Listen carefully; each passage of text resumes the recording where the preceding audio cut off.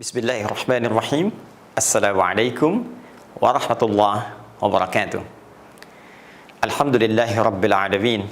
Wassalatu wassalamu ala rasulillahil karim Sayyidina Muhammadin wa ala alihi wa sahbihi wa dhurniyyatihi wa ummatihi ila yaumiddin wa ba'du. Saudara-saudariku, apa kabar? Berjumpa kembali dalam program Si Tama, serupa tapi tak sama, menggali limpahan mukjizat makna Al-Quran yang memberikan kedalaman hikmah kepada kita akan misi kehidupan yang kita lalui di dunia sampai berpulang kepada Allah Subhanahu wa Ta'ala. Saudaraku, dalam pertemuan perdana kita telah membahas tentang rahasia nama manusia yang seringkali diterjemahkan serupa dalam makna di mushaf, namun ternyata ia memiliki ungkapan kata berbeda dalam Al-Quran.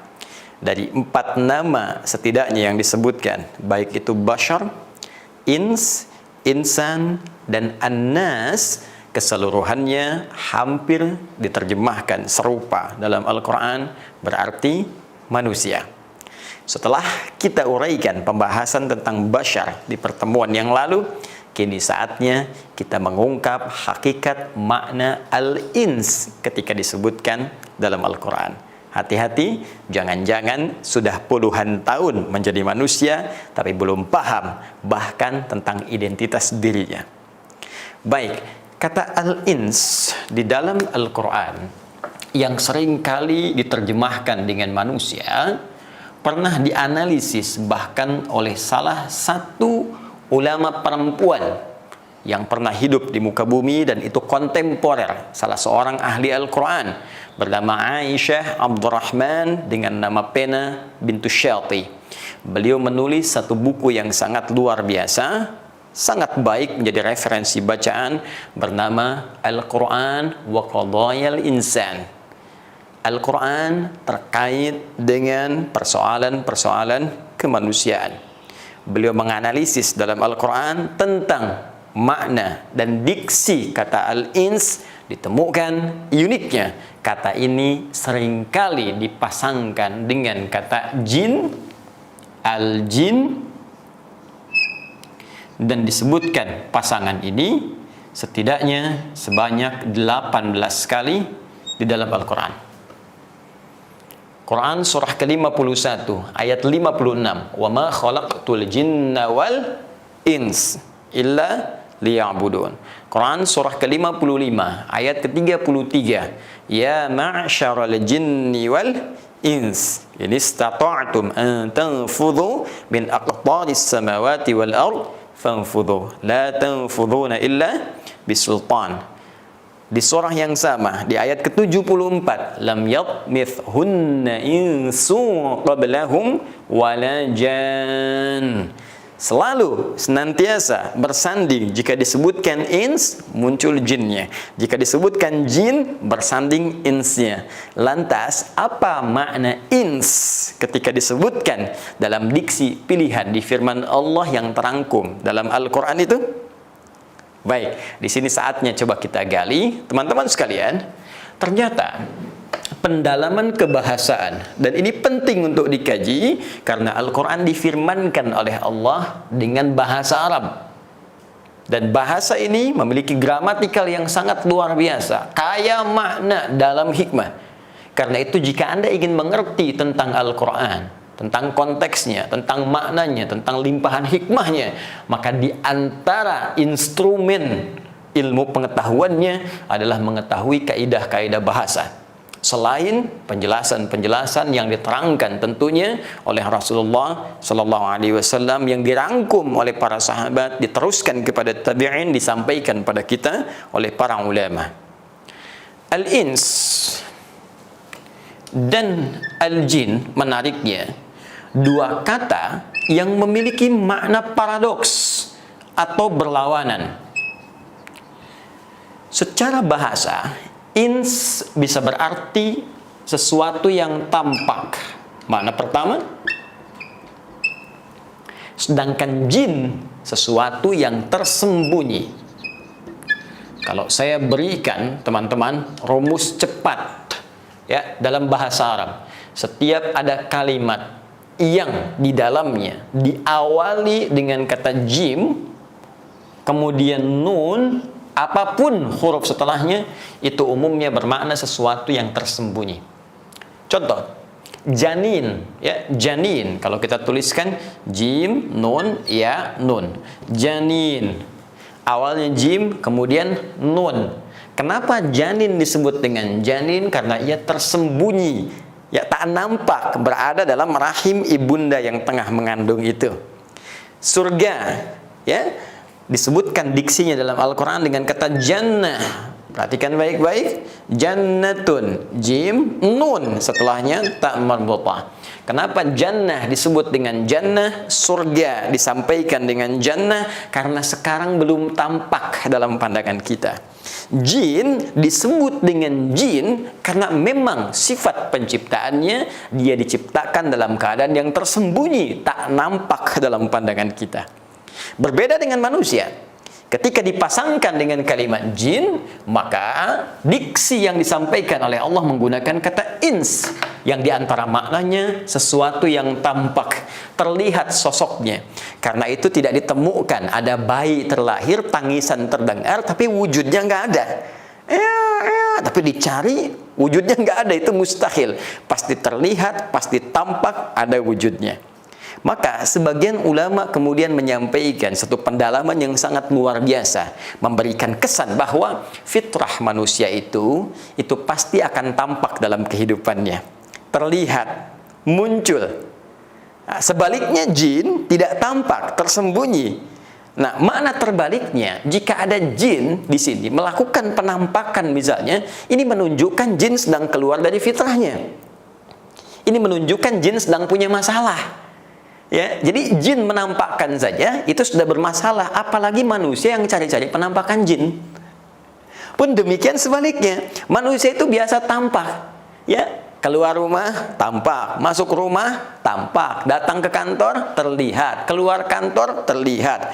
Sebaliknya, jika ada manusia yang senang sembunyi-sembunyi, masuk ke rumah sembunyi-sembunyi, masuk kantor sembunyi-sembunyi, pulang kantor sembunyi-sembunyi, masuk masjid sembunyi-sembunyi. Ini menunjukkan dia sama dengan, bukan sama dengan jin. Awas, jangan tebak-tebakan. Sama dengan sedang keluar dari fitrahnya. Secara singkat, dia sedang punya persoalan. Satu. Baik. Dua, kita bahas kebahasannya dulu, teman-teman sekalian. Dua, ins itu bisa berarti sosok yang lembut.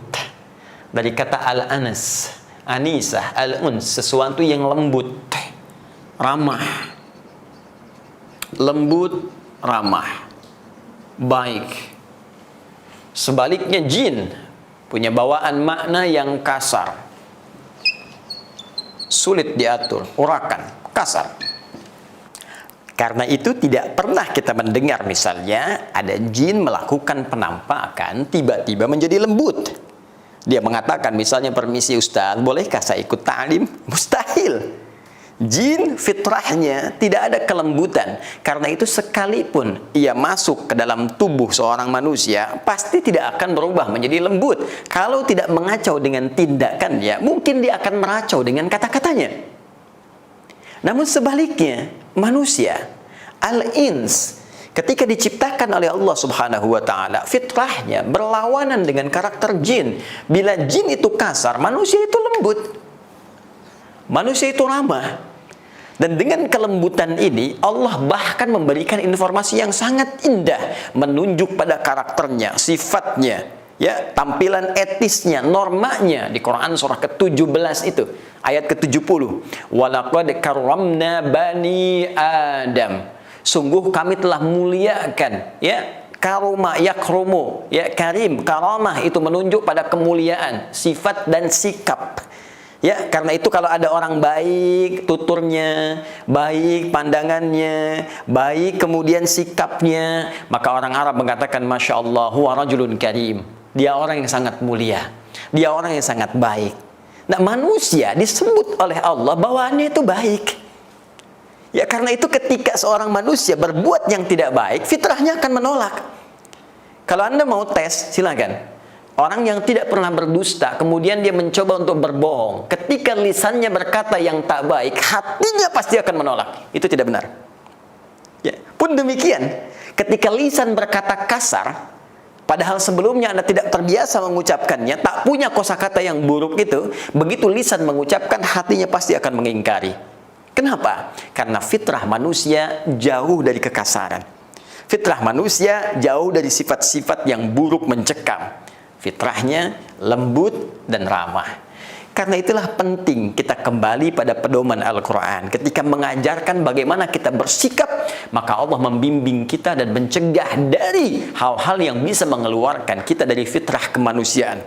Contoh, Quran surah ke-49 ayat 11-12 itu. Bagaimana Allah meminta kita menjaga lisan supaya tetap dalam keramahan, kebaikan, kelembutan itu. Ya ayyuhalladzina amanu. Hei orang-orang yang telah menyatakan dirinya beriman kepada Allah Subhanahu wa taala, la yashar qaumin qaum. Jangan saling mencela. Karena mencela itu kasar. Mencela itu buruk, ya. Sebetulnya cukup jadi manusia saja lembut. Jadi kalau ada orang yang terbiasa mencela, kata-katanya kasar, jorok, maka patut dipertanyakan kemanusiaannya. Apalagi kemudian dia mengaku beriman. Ya, la yaghtab ba'dukum ba'dha. Jangan gibah, jangan gosipkan orang. Ya, jangan bicarakan keburukan-keburukannya karena engkau itu makhluk lembut, kau makhluk baik. Kalau ada kegiatan yang spesifik hanya menyoal orang lain, ini menunjukkan ada fitrah kemanusiaan yang sedang bergeser dari relnya. Apalagi jika itu dilakukan oleh insan yang beriman.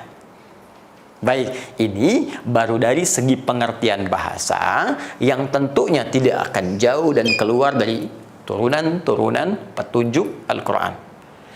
Sekarang, mari kita lihat tentang turunan makna al-ins dalam paparan Al-Quran.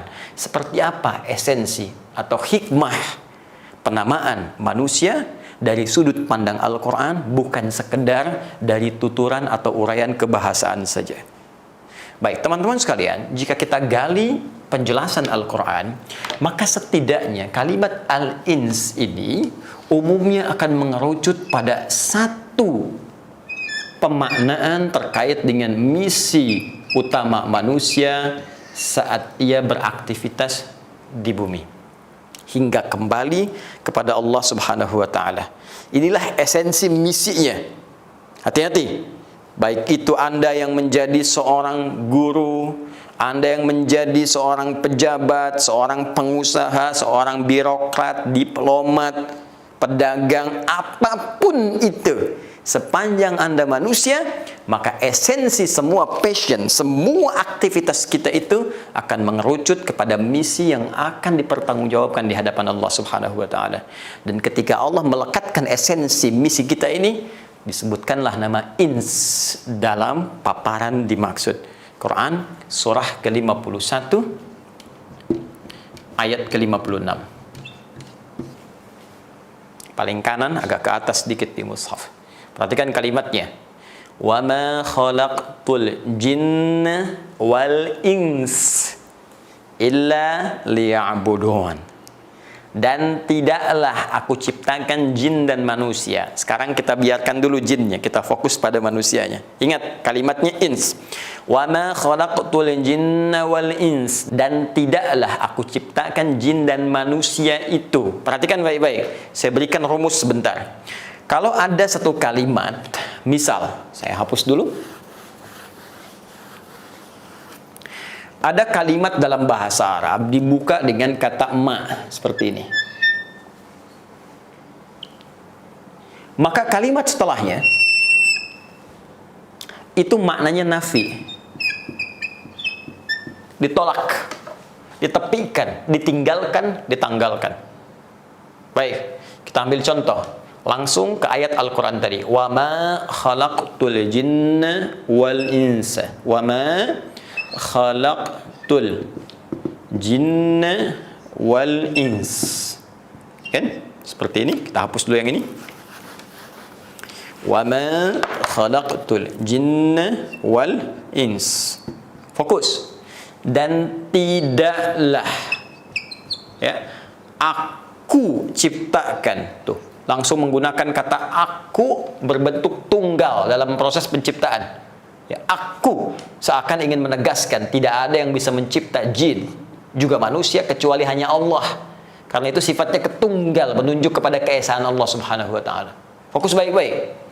Kalau kalimatnya begini, dan tidaklah aku ciptakan jin dan manusia, sampai di sini saja, maka jin dan manusia tidak akan ada. Ya. Ingat, ma huruf nafi, meniadakan, meninggalkan, menanggalkan, ya, menepikan, tidak ada. Nah, kalau dari sini kita akan menetapkan satu, menafikan yang lain, ini hilangkan semua, tetapkan yang satu, maka tambahkan illa setelahnya, ditasbit atau isbat. Illa ini. Fokus. Wa ma khalaqtul jinna wal ins, dan tidaklah aku ciptakan jin dan manusia illa kecuali. Kalau ada kecuali, berarti ini semua ditepikan kecuali menunjuk pada yang ini saja. Nah, setelah kecuali ini, apa keterangannya? Pakai lam ternyata. Li, Allahu akbar, indah sekali. Ya buduni. Liya'buduni. Kalau menunjuk kepada objek lagi, benda lagi, makhluk lagi, maka yang ditafsirkannya, yang ditetapkannya langsung makhluknya. Contoh, wa ma khalaqtul jinna wal ins illa Adam misalnya, disebutkan makhluknya. Tidaklah aku ciptakan jin dan manusia itu kecuali hanya Adam saja. Artinya jin nggak ada, manusia lain nggak ada kecuali Adam. Jelas? Tapi kalau menggunakan lam, li, dan setelahnya kata kerja, maka ini menunjuk pada satu tujuan, penetapan sebuah tujuan. Ya. Paham? Oke, kita kasih bandingan supaya lebih dalam pengertiannya. Lihat sini. Ma nafi itu sama juga dengan la nafi. La. Jadi kalau hurufnya sama-sama menepikan, menyediakan, ya. Hurufnya sama-sama menepikan, meniadakan, bisa menggunakan ma, bisa menggunakan la. Contoh pakai la. La ilaha. Ya, syahadat kita asyhadu an la ilaha. Ininya nafi. La ilaha, tidak ada Tuhan. Sama sekali nggak ada. Sampai sini artinya menafikan Tuhan. Paham nihilisme yang tertolak dengan sendirinya. Baik, kemudian setelah itu ada illa. Illa. Kita menafikan semua Tuhan, illa setelah la di sini ada illa. Illanya disebut tasbit atau isbat untuk menetapkan. Nggak ada Tuhan kecuali Allah. Kecuali Allah saja yang Tuhan, yang lain tidak. Jadi di sini bukan menunjuk pada tujuan, tapi penetapan bahwa Allah adalah satu-satunya Tuhan dan menolak yang lainnya dipertuhankan. Tapi kalau kalimat setelah illa ini menunjukkan kata kerja, apalagi diawali dengan lam harakat kasrah, maka ini kembali menunjuk makna awal tadi, tujuan. Makanya lam ya di sini bisa diartikan dengan ghayah, lam yang menunjuk pada tujuan sesuatu. Seakan-akan Allah ingin menyampaikan, tidaklah aku ciptakan jin dan manusia itu kecuali tujuan penciptaannya itu hanya ini. Jadi kalau manusia dan jin, atau kita saja sekarang sebagai manusia, setelah diciptakan tidak mengerjakan apa yang Allah firmankan di ayat ini, maka seakan-akan kita keluar dari jalur penciptaan itu. Kalau bahasa tegasnya, kayaknya nggak dianggap manusia gitu. Karena tujuan diciptakannya untuk ini, jadi kalau nggak ngerjakan nggak dianggap. Jelas, diabaikan oleh Allah. Nah, sekarang apa tujuan penciptaannya itu? Esensinya apa? Sampai kita berpetualang di bumi, menjadi khalifah, saling menggantikan. Khalifah itu diantara maknanya saling menggantikan. Wa khalafa ba'duhum ba'dan i'adha'us shalah. Dan kami akan gantikan satu generasi dengan generasi yang lainnya. Kalau sudah ada umat yang lalai, maka datang umat yang lebih baik. Gantikan. Kita dengan keluarga saling menggantikan. Ayah meninggal, anak datang. Anak meninggal, cucu datang. Saling menggantikan, karena itu disebut dengan khalifah, salah satu maknanya. Nah, esensi kekhalifahan kita, apapun status, aktivitas kita, passion kita, mau pengajarkah, diplomatkah, birokratkah, dan tadi seperti kita ungkapkan, tetap esensinya ya'budun, supaya aktivitas itu menjadi ibadah. Ini intinya. Itu esensinya. Ya. Ibu yang sedang merawat anak, bagaimana caranya dalam merawat itu sebagai ibadah, tujuannya kepada Allah Subhanahu wa taala. Duhai teman-teman, Anda yang bekerja di birokrasi, sudahkah meniatkan pekerjaan Anda sebagai ibadah karena Allah? Di diplomasi, apakah tugas diplomasi Anda diniatkan sebagai ibadah karena Allah? Hei teman-teman yang berniaga, apakah sudah meniatkan niaga Anda untuk beribadah kepada Allah? Duhai juga kami para ustadz, apakah benar ceramahnya diniatkan karena Allah? Atau jangan-jangan hanya menarik peminat saja, menambah subscriber saja untuk di media sosial, naikkan popularitas saja. Jangan-jangan selama ini menyampaikan segala hal tujuannya ternyata bukan ibadah. Ya. Atau lebih besar lagi, apakah selama ini dari sejak tidur sampai bangun tidur lagi, kegiatan kita sudah menjadi ibadah di hadapan Allah Subhanahu wa taala? Coba dicek. Hati-hati. Ada hitungan sederhana yang menyebutkan bahwa setengah usia manusia itu umumnya dipakai tidur. Jadi kalau ada orang, bayangkan ya, usianya misalnya 40 tahun lah, ya, usia kematangan seseorang misal 40 tahun.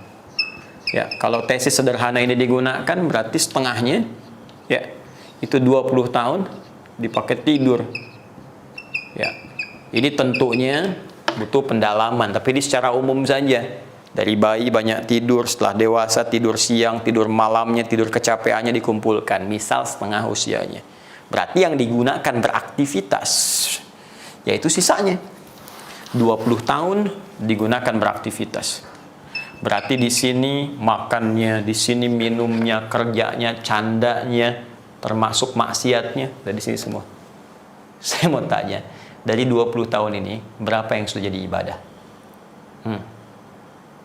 Jangan lu pesimis, kita ambil setengahnya, 10 tahun ibadah. Tuh. Baik, dari yang ibadah ini 10 tahun, mungkin sholatnya kita hitung, puasanya, zakatnya, ada hajinya, umrahnya, sudah pasti diterima. Sedangkan syarat diterima ibadah ada keikhlasan. Wa ma umiru illa liya'budullaha mukhlishina lahuddin. Quran surah 98 ayat 5 itu. Dan tidaklah mereka diperintahkan untuk mengerjakan ibadah itu. Lihat, di Quran surah 51 ayat 56 tuh, illa liya'budun. Di Quran surah ke-98 ayat 5, wa ma umiru illa li-nya muncul lagi. Liya'budullaha, ni-nya langsung diserahkan ke Allah. Dan tidaklah mereka diperintahkan untuk beraktivitas kecuali menjadikan aktivitasnya sebagai ibadah karena Allah. Mukhlishina lahuddin, dan berusaha ikhlas menunaikannya. Pertanyaannya, dari 10 tahun beribadah, berapa tahun yang ikhlas? Boleh jadi sedang sholatnya ria, karena ingin dilihat orang. Tarawehnya kemarin pengen tampak orang lain. Baca Qur'annya pengen terdengar orang, pengen terupdate statusnya. Bahkan doanya pun pengen diaminkan di Facebook. Aminkan ya. Yang suka like ya. Coba berapa? Dari sekian ibadah kita yang ikhlas berapa? Ambil setengahnya bisa. Ambil 5 tahun.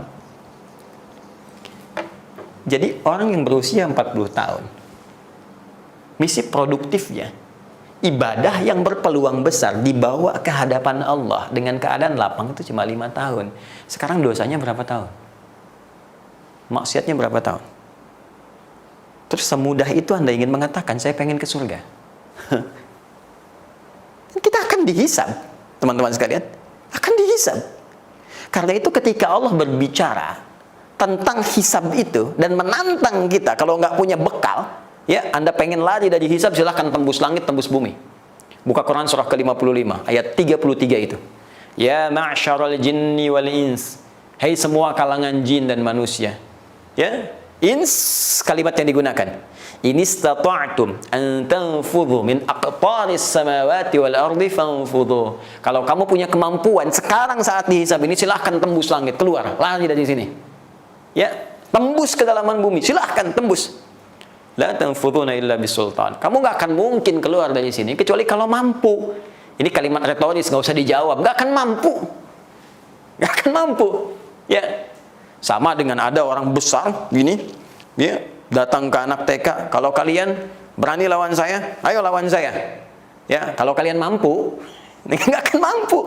Nah, ini permisalan, dan laisa kamitslihi syai', nggak bisa dikisahkan, nggak bisa dilukiskan saat situasi itu. Tapi Allah menantang kita, disebutkan kalimatnya ins. Kalau emang merasa kamu hebat, sampai kamu nggak ibadah, kamu kumpulkan uang sebanyak-banyaknya, itu hanya untuk pamer saja, pamer rumah, pamer kendaraan, pamer jabatan.